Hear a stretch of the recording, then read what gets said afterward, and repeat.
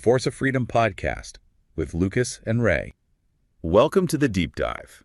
We're revisiting the topics from episode 1 because the deeper we've delved, the more disturbing these policies have revealed themselves to be. It's crucial we discuss them further to truly understand their impact. All right, everybody, get ready because today we're taking a deep dive into something pretty heavy. It's called Project 2025. Yeah. And it's basically like a giant blueprint of what a second Trump presidency could look like. Yeah, it's And let me tell you, it's a doozy. It's got people talking, that's for sure. Yeah, this document is seriously intense, like scary detail. I mean, they go into everything. Oh, yeah. From schools to like national security, the whole shebang. Yeah. We got to break this thing down for you because it could have a huge impact on, like all of us. Big time. And thankfully, the amazing people over at project2025assistant.org have been like combing through this massive document. I'm so glad they're doing that work. It's incredible. We're going to be leaning on their analysis today, big time. Yeah. And I got to say, some of the stuff they found is, well, kind of alarming. Yeah, for sure. So one of the big things that jumps out from Project 2025 is this idea of like shifting power away from the federal government, giving more control to the states. Right. Now, I know that might sound kind of appealing to some folks like on the surface, but Sure. I can't help but think about what could happen if, things went too far. Oh, absolutely. I mean, it's one of those things that sounds good, states' rights, in theory. Right. But when you really dig into it, what you're talking about is a situation where just by crossing a state line, your rights as an American could drastically change. Yeah, it'd be like It's wild, yeah. patchwork of rights across the country. Yeah, exactly. Like what if you're an LGBTQ individual and you're living in a state with really strong protections, but then you got to move for whatever reason to a state where none of those exist. Yeah. You'd be at risk of being discriminated against in housing, jobs, healthcare, you name it. Just for being who you are. Yeah. I mean, that's kind of terrifying when you think about it. It goes against the whole idea of, equal rights for all Americans, no matter where you live. Totally. It's like your zip code shouldn't determine your fundamental rights, right? Exactly. And it seems like this whole idea of, like disregarding equal rights, it kind of pops up in other parts of Project 2025 too. Yeah. This whole emphasis on traditional values really stuck with me. Right. But I got to ask, what does that even mean in 2024, It's the million-dollar question, right? Like, who gets to decide what's traditional? Exactly. And the document itself is honestly pretty vague on the details. Yeah. But if you look at some of the actual policies they're proposing, it seems like this traditional values thing often translates to policies that could hurt women, LGBTQ plus individuals, and other marginalized groups more than anyone else. Yeah. And there's this one specific detail that really blew my mind. And it was this idea of like erasing terms like sexual orientation and gender identity from like federal documents and stuff. I know. It's almost like they're trying to erase actual people. Yeah. And we've seen this tactic before. Right. Words matter. They do. When you just erase someone's identity from the language, from official language, it's basically saying that they don't matter. Yeah. And that their experiences, they're not real. Right. And that's incredibly dangerous. And it can have real world consequences. Huge consequences. Oh, yeah. Because if you don't have that kind of language in official documents, it creates a climate of fear and makes it easier to discriminate against people. Totally. Because it's like, it gives permission to those who would seek to harm others, and it silences those who are already marginalized. It's true. And this isn't just about abstract ideas. We're talking about protecting real people here. Yeah, no, you're right. It's heavy stuff. Yeah. And it's not just about like terminology and language either. Right. Project 2025 has this really narrow focus on what a family should look like. Yes. And it's raising some red flags for me, for sure. Yeah, they basically paint this picture of the ideal family that leaves out a ton of people. Yeah. Single parents, LGBTQ plus families, blended families, you name it. It's like they don't even exist. Yeah, they're just completely left out of the picture. And what I find even more concerning is how they use statistics to try and back up this really narrow worldview. I know, it's so manipulative. Like, for example, they're really hung up on this idea about the percentage of children born to unmarried mothers, especially in Black communities. Right. And it just feels like they're using these numbers Yes.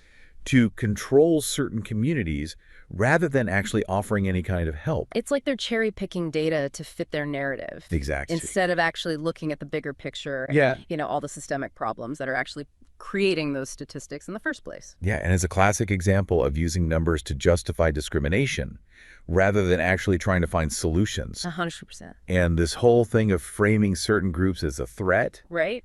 when in reality, they're just trying to live their lives. Exactly. And ignoring the real issues at hand, it's a pattern we see over and over again in Project 2025. It's all about distraction. It's like they're trying to distract us from the real conversations that we need to be having as a country. Exactly. They want to control the narrative. And they do that by using all this like super intense language in Project 2025. Yeah. It's like we're constantly in this state of crisis, Yeah. or facing some existential threat. Right. Like the world's going to end. Yeah, it's like, come on, guys. Yeah, like pick a lane. That's clearly a tactic. They're trying to scare us all into just going along with whatever they say. Exactly. But like you said, if everything is a crisis, then like nothing really is. Right. It all just loses its meaning. Totally. It's just manipulation, plain and simple. Yeah. And it's designed to shut down like critical thinking, Yeah. debate. Yeah. It's like, don't ask questions. Just trust us. We're the only ones who can fix this. So how do we even like cut through all the noise then? Right. Because it gets kind of overwhelming trying to figure out what's real and who to believe. Oh, absolutely. I mean, it's tough out there. Yeah. I think that's where, being able to think critically is so important. Don't just take their word for it. Look at the evidence yourself. Yeah. Think about different perspectives, Yeah. and ask yourself, who actually benefits from all this fear-mongering? That's good advice for, honestly, just life in general, Right. not just politics. All right. This So applies to everything. we've talked about this big shift in power and this narrow view of values. Right. So let's get into the nitty-gritty now. Okay.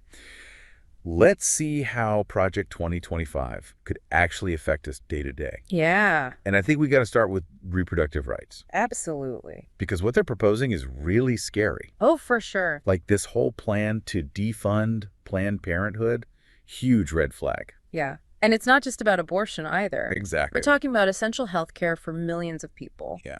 particularly low-income women. Yeah. Cancer screenings, contraception, STI testing. Right. They do way more than just abortions. Right, but those services just go out the window. It's like they don't realize that for a lot of folks, Planned Parenthood is their only option for healthcare. Yeah, it's like their only way to get these services. Yeah. And then on top of that, they want to give states even more control over abortion access. Right. I mean, you're talking about abortion potentially becoming totally out of reach for people in huge parts of the country, Exactly. like completely inaccessible. It's really scary when you think about it, It is. It is. And especially Especially for people who can't afford to travel to another state to get care, Right. or people who are like facing an impossible choice because of a health problem or a pregnancy that's not going to like be viable. Exactly. We got to remember, these aren't just political talking points, Right.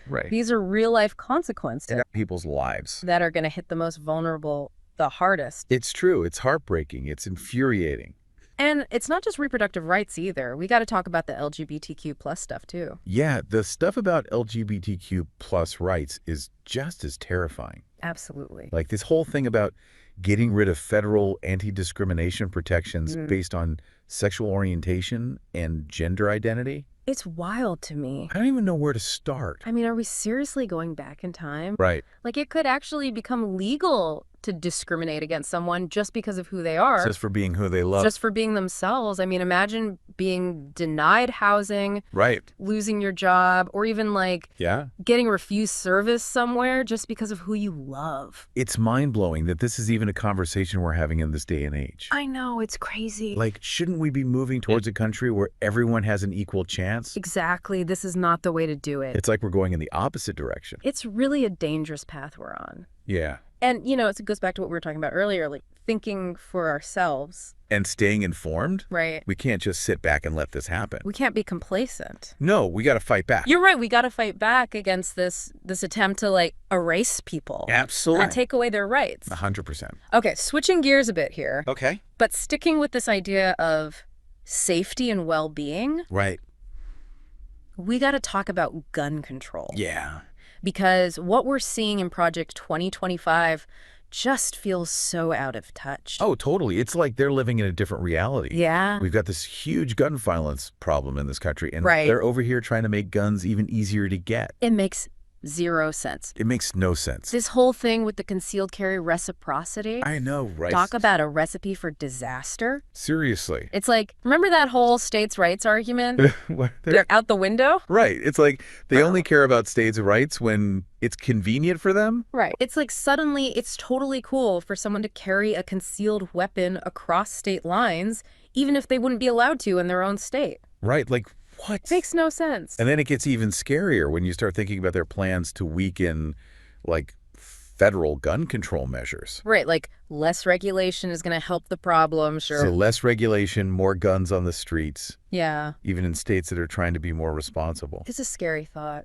It really is. And what's even more frustrating is that, like, none of this is happening in a vacuum. Right. We got to talk about that Supreme Court ruling, the immunity thing. Oh. Because that just throws, like, a whole other wrench in the works. Yeah, that ruling it's a big deal. Right. It basically shields government officials from being sued. So even if something is, like, clearly unconstitutional in Project 2025, there's a chance we couldn't even, like, challenge it in court. Pretty much, yeah. I mean, it makes it way harder to hold them accountable. That's scary. It's like, what's the point of having rules, right? If there's no way to enforce them, you know? Totally. It's like they're trying to change the game. It's like we're living in two different Americas. Right. One where people are fighting for basic rights. Yeah. And another one where the people in charge can just do whatever they want. Exactly.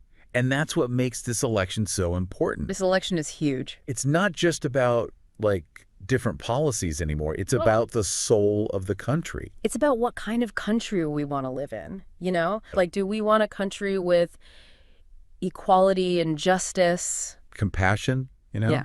Or do we want a country ruled by, like, fear and division? And discrimination. Yeah. I mean, those are the stakes. That's what's on the line. And it's up to all of us to decide. Exactly. So, like, where do we go from here? Yeah. Because it's easy to feel, like, overwhelmed by all of this. Right. And powerless. It's a lot. Well, first of all, we can't stay silent. Talk to your friends, your family, share this information. Get the word out. Yeah. Get involved any way you can. And vote. Vote, vote, vote. I know we say it all the time, but I know, but it's true, though. it's true. This November, we got to make our voices heard. Yeah. Every single vote matters. Every voice matters. Yes, exactly. That's what it's all about, right? It's what democracy is. The power of the people to shape their future. Exactly. Don't let them take that away from you. We can't give in to fear and cynicism. Right. We got to stay hopeful. Yeah, stay engaged and keep fighting for the kind of country we want. Absolutely well said. Yeah, Man, this has been a heavy conversation, it has. but so important. So important. Thank you for breaking down Project 2025 for us. Of course. And for all of you listening, thank you for joining us on this deep dive. Yeah, thank you. Remember, knowledge is power. It really is. The more informed we are, the better equipped we are to, like, actually make a difference. Exactly. So stay informed, stay engaged. Yes. And most importantly, stay hopeful. We'll get through this. We will. We'll get through this together.